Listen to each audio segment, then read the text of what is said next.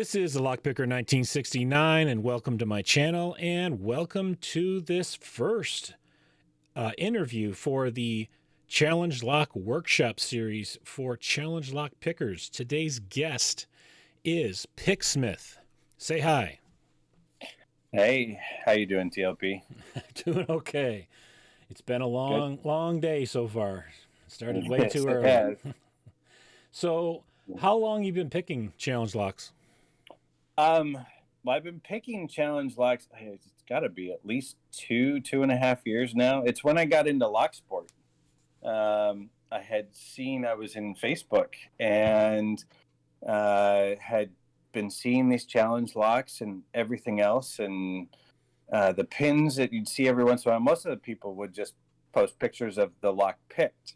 But then I started to see pictures of the pins, and it's like, oh my God, these are awesome. Yeah. And so I just became fascinated with the handmade nature of it.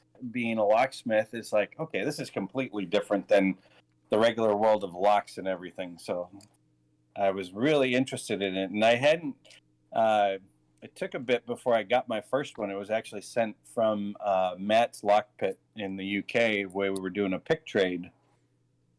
And he sent me one, and the name of it was the Contender. And it was really cool because it's in an Abus Vietas or the Pefahane. I don't even know how they say that word. With the curved keyway core. And I was like, oh my God, this is awesome. And so I threw it in my vise, and 2 minutes later I opened it. It's like, what the heck? That was like way too easy. Mm-hmm. And pulled it apart, and I learned later that it actually isn't a true challenge lock because none of the pins are handmade. They're all factory pins. Okay. So it's a custom pinned lock, not a challenge lock, even though it still has the moniker of being a challenge lock, and people still use it today. But custom pinned doesn't mean handmade at that point in our terminology anymore. Challenge locks are truly handmade, Yeah. one-of-a-kind pins. So, like, I took, I think, 5 Master Lock 530s and Yeah. just gutted them, replaced all the pins with security ones, and just changed the lock and made it more difficult. But would I technically call that a challenge lock? Not really. No, but that's the way that challenge locks were first done. In our world, they were just custom pin locks, and they were being traded amongst the locksmiths. So Yeah. it was kind of cool to find out the history of that stuff too. But my first real challenge lock came not very shortly thereafter. That I had done a package trade with Harry Bow, and so he sent me about 8 challenge locks. I didn't know that they were that hard, and I just grabbed one, and I loved the name of it. It's called Wendigo, and I spent a couple hours picking it and feeling it, kind of going, "Wow, this is like so different than picking a lock or even an American 1100." Yeah. But I finally got it open, and then I tore it apart, looked at the pins, and went, how in the hell did I pick that thing? I don't even have a clue. Seeing threading and countermilling is the first experience with countermilling, and overset pins, zero lift pins, tapers, the whole 9 yards were in that lock. And I was like, oh my goodness. And just was like fascinated with it, going, I love this type of stuff. And ended up picking my way through the rest of those, and a couple of them took me like 10 hours to pick. It's just like, I'm just determined and a stubborn picker when it comes to challenge locks. I want to pick them all. So I love challenge locks. You can't tell because that's 90% of my content on my channel. So, how many challenge locks would you say you've experienced overall? It's got to be well over 100, 150, I would imagine, because I have just people send me their first ones, or one of my favorite things is picking people's first ones out of the package on camera. It scared me to do it at first, the first few times I did it, but got more confident in it, and I haven't been burned yet, haven't had a stump, but there've been some long videos. But quite a few. I love picking them, even if I don't pull them apart every single time. I just love to enjoy them because they're all different. They're each a one of a kind piece of art. Yeah. Just the thought that goes into a well planned challenge lock.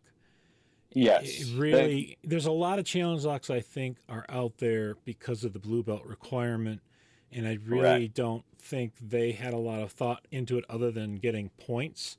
That's not to say all of them are like that, but No, I no, think yeah, definitely not. they just need the points to get the requirement covered, and so I think there's quite a few of those maybe floating around out there that Oh yes, aren't terribly challenging, but they did what they had to do. So um, exactly.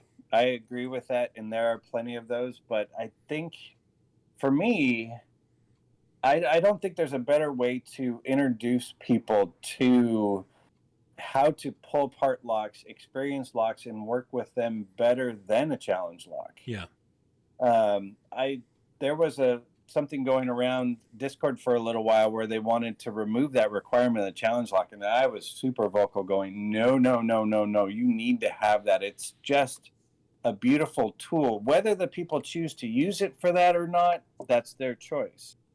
But many of the people who talk about the experience of it and really get into it really understand what it develops for you in the future of picking other locks when it comes down to it. Just like your last interview with the Pen and Quarter, he mentioned that too, going, it's a great tool and yeah. I loved it and started making more challenge locks because of it. I think that I generally think that at when you're trying to do your blue belt challenge lock for your requirement, you have essentially, for the most part, maybe not in every case, but you have a green belt understanding of what's in locks. Yep. So creating a challenge lock at that point is going to be significantly different than one that you would create a little farther down the road with a bit more knowledge and a bit more experience with different things. And Yes. some people are probably not going to like me for saying this, but it's almost sometimes it feels like, yes, you should do a challenge lock when you're a green belt to get to blue, and then add one somewhere along down the line that has more advanced Yeah. techniques being used in it, and give points for that. For specific design usage of different pins and chambers and so on and so forth. That to me would really kind of make sure that you didn't get there by accident or just by getting lucky with the locks you came across to pick for your belts, and actually shows that Exactly. you have some knowledge of what's really in there. So, anyway, just a thought. Exactly, and that's where the Pennant Quarter touched upon that within the epic quest of challenge lock making. If you choose to do that one, you have to start making them better and better and better. Yeah. Otherwise, you can't get that tier 2 at 5 locks. Everything has to be Yeah. a little bit different, a little bit better than it used to be. Yeah. But I understand that many of people that are coming up in the sport, they're not tool driven people. They Yeah. don't understand, they don't have the tools, and it's hard for them to even wrap their heads around, how am I going to do this in the first place. Yeah. No, I um, get that. So yeah, it's not like, it makes sense to do it as a quest, and that way you can choose it. So that's I understand that. exactly, So it's like, which quest do you want to go to? Pick making, challenge lock making, safe cracking, uh, community challenge, what was the other one, tool making. um, but okay. now we're getting off topic. Let's go back to challenge lock. Yeah. Well, we kind of knew that was going to happen, and that's okay. Yeah, So, exactly. as a picker, what kinds of things do you love seeing or experiencing in challenge locks? I love the deception. In a well-made pin chamber combination, along with other ones, there is a confusion that is put in there by people that makes it so you're like, what the hell am I feeling? Where I'm looking for the beginning and I can't find it. Um, challenge locks start with a trigger. There's something in the pattern of it that is required to get to the next step, and then the next step. It's a larger puzzle than any of the other locks we're gonna hit in our world, even including black belt locks. When they're a real good challenge lock like a Harry Bow, Albert LaBelle, any of the big names, you're hunting and searching and you can't find, and you're like, I have tension and I'm pushing every single pin in order and nothing happens. What's going on? Where am I going wrong? Well, sometimes it's even a combination of pins. It's a bigger puzzle than any other lock we'll find out there. And I personally think it's one of the best picking tools we have in our community. Well underutilized as you get a bit to be a better picker and trying to play and learn with these locks, and not a whole lot of people use them for that. Yeah. Okay, so aside from the things you talked about a bit earlier, that you don't like seeing, what are some of the more advanced things you don't like seeing in challenge locks or experiencing? Well, when I first was getting into challenge lock making, I had a purist attitude towards it, where I didn't like keyway blockers or taking away top of the keyway tensioning, or fixing a pin to where it couldn't be, you couldn't lift it or pick it, you had to work around it, but you were limited on what you could get underneath it. I kind of called them cheats at that point, going, you're making this so ridiculously hard that nobody's ever going to pick it. But I changed my ideals on it later, because you know what? It's part of the thought process of creating a lock that's harder to pick, and making it a challenge to pick. So yes, these are going to be parts of our community, and we just have to learn to work around them. So it's either the lock's going to go unpicked for years, or it's going to get lost because nobody wants to pick it. Yeah. But there are things like that that just are crazy to me. I mean, I've seen so much from doing the research in the history of challenge locks, and what was done in the past, what Peace Weapon's doing now with locks, what Gravity Karma has done with locks for the challenge locks, are just astounding and mind-boggling. It's like, I don't ever want to try and pick them because it just seems so hard. But I want to try them too at the same time. It's a fascination with, a split core, or the top part of the shear line of the lock's been cut away and a new one's been put in place, and it floats backwards and forwards a little bit, and how it affects the picking. And Dependent Quarter just picked Purple Rain from Gravity Karma and posted the pictures. It's like he's got a split core in a different way, so it's where the top shear line has been cut away and a new piece of a plug has been introduced, as opposed to a true split core where you take the core on the lateral and you cut it in half, and now you have two parts of the core. I've never had any luck picking the one that came across my desk that had a split core. I couldn't pick it to save my life, but other people seem to have no trouble with it. But there are everything that is possible, can be thought of, is valid in our world of a challenge lock. Does it make a challenge lock too hard? Yes, it can, and most people aren't going to be able to pick those. You're going to find maybe one or two people that pick those. Yeah. A great example was one that came across my desk. I didn't do a video of it because I couldn't get it to pick again. Was a challenge lock called Rusty Grandpa from Mr. Black Magic. It was made in 2019. He's in Germany. It's traveled quite a bit for it to get to me.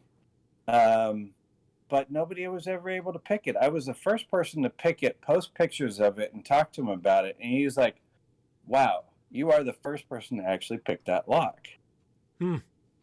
So that was kind of interesting. And that lock is a nightmare. It's you don't have top of the keyway tension. It's a Yale type keyway, Ugh. deep bitting in it, and you're having to try and stuff a large hook underneath pins to get to the back. And I'm here to tell you it can be done, but is it easy? No way. So now it's HV's problem. So we'll see if he can get it going.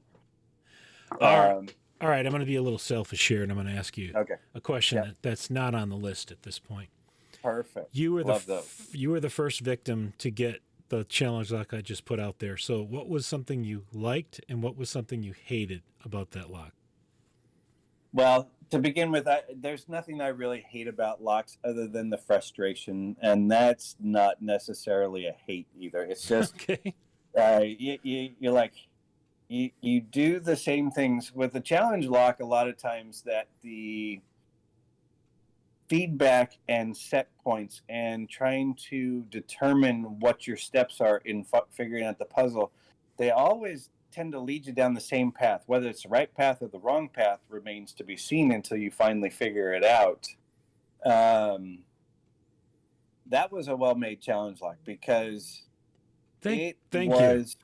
You're welcome. It was challenging to learn it and figure it out. I mean, I think I probably spent 2 hours or so on it before I finally went and picked it. And it's like, okay, and trying to understand the feedback and where it goes. And there's probably going to be some other people that pick it way quicker than me. I tend to be a bully in a china shop and just bully my way through locks, heavy tension, but just I couldn't figure out. I kept going to the same place over and over and over again. It's like the locks talk to you and tell you how they want to be picked and what the bidding is going to feel like. And that's where the lovely part of trying to be able to be deceptive of comes into play. Mm-hmm.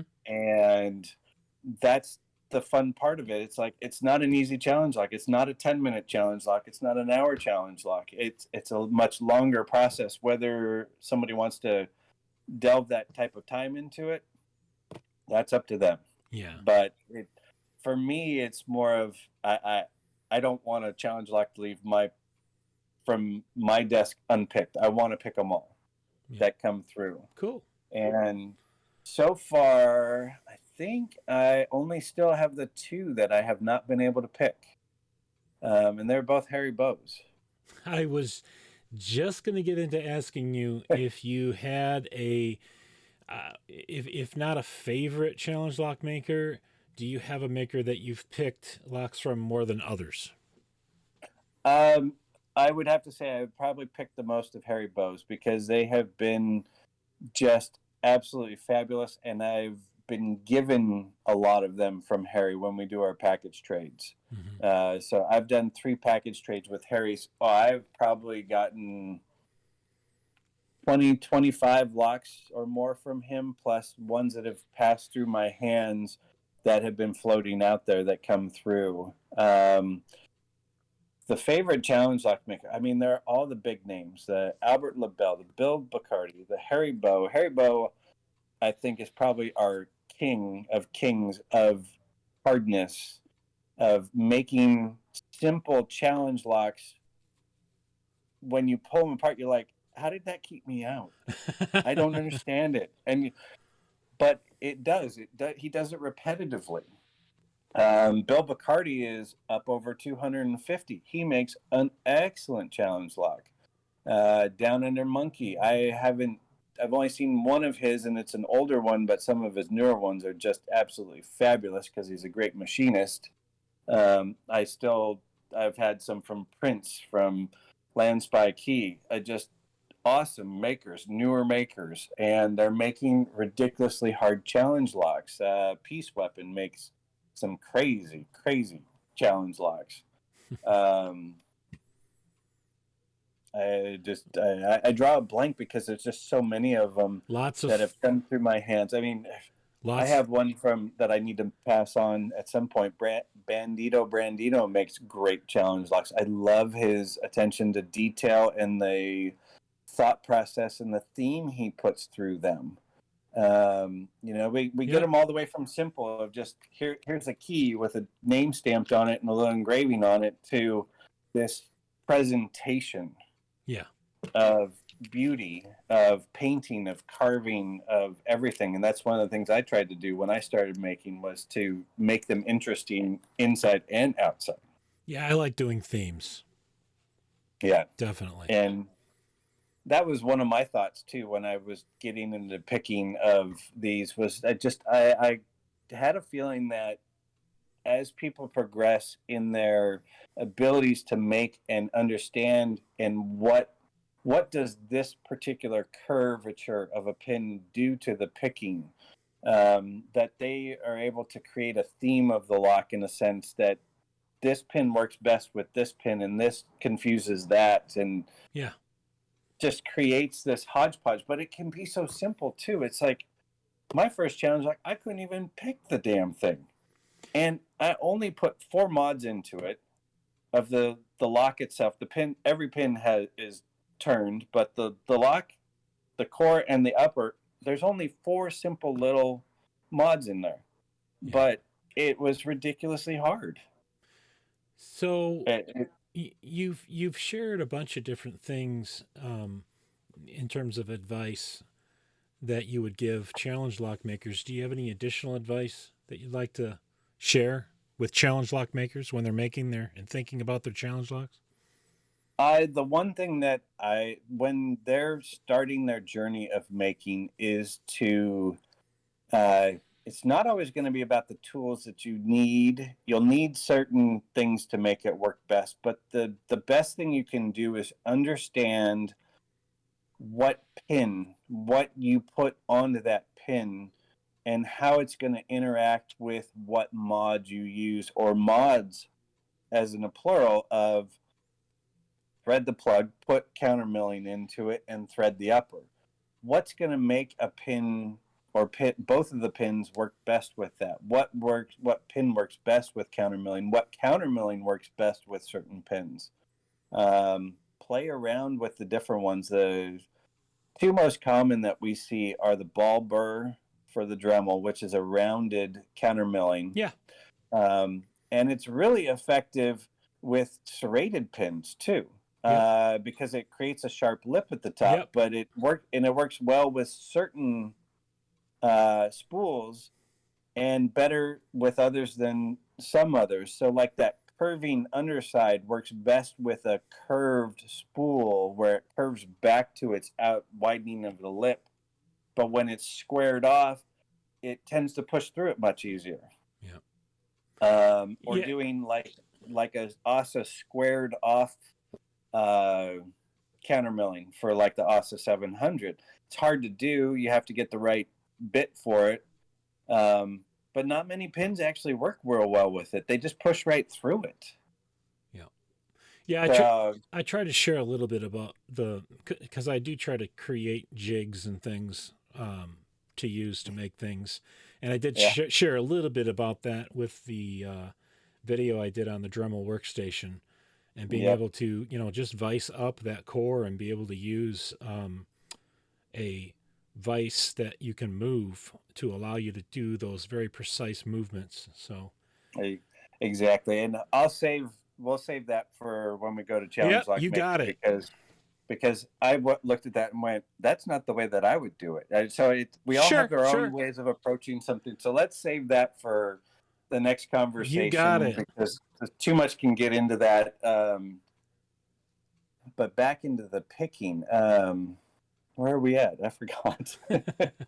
Well, I was going to ask if you had anything additional you wanted to offer that we haven't talked about so far. I'm at the end of the questions that I had prepared for, but okay. Well, I think going back real quick, you were asking about if I had any other thoughts for makers as they go through their journey. I say practice and play with the stuff. Take a cylinder, core, and pins, and put a mod into it. Make a pin, put it in there, and pick it, and see what you think it is. Yep. Does it act like you think it is? one of the bigger things too is also learning how much of a pin you have to play with. Yes. And it's where you put the bottom pin in your plug and you put your top pin that you're going to use in there and look at it and go, Yeah. how much do you have to work with? What Yep. can you do? What can you make? What's going to work with that best?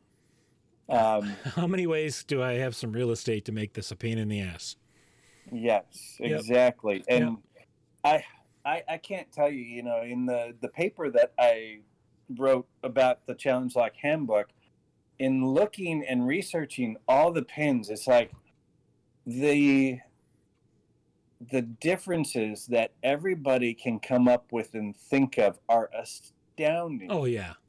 That there are so many different ways to make a spool. You know, you look at the factory made spool. We have the square spool, we have the hourglass spool, we have the trampoline pin. What other ones? There are spools with a T-pin at the end of it. Yep. But they're all basic. They're all the same. You get into challenge locks makers, and all of a sudden now you have a serration. Well, actually, we do have that with the 1100, but you have a serration on the edge of it, of a spool, and that works differently Yep. with threading or of a core or counter milling.